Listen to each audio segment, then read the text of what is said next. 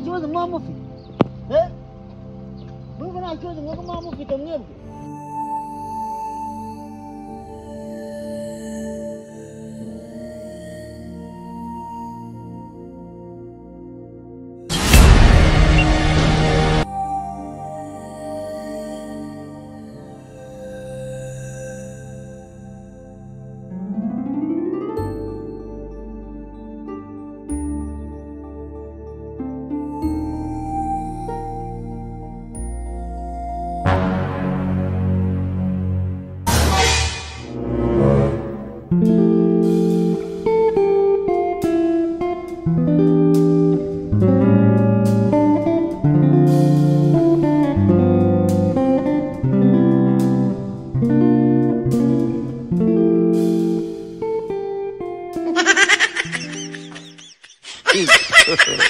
God have mercy upon us.